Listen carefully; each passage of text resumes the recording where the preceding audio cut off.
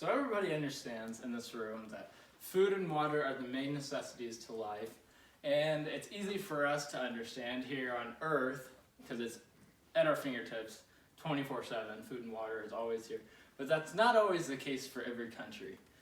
Some countries go without food and water, and some countries don't have proper sanitation for their countries, and there's a couple reasons why.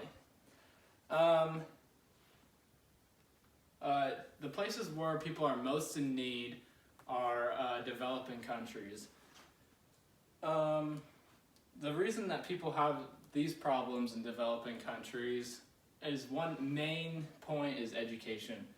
People are not educated enough to understand, or the education there is not high level enough to where people understand the separation between the sewage and fresh water and the marketing strategies that it takes to understand how to trade and bring food into their countries if they can't supply it themselves.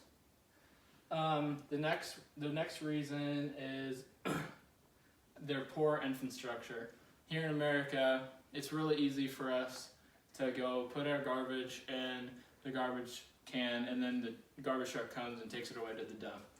There in, take Africa or somewhere like that, for example, it's not as easy for them.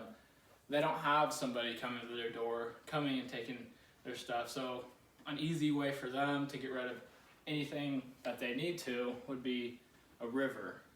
And what they don't realize all the time because of the poor education is that some of the stuff that they put in the river have contaminants in them, and there's excretions that get poured into the rivers and can make other people very sick, and they need help with this problem.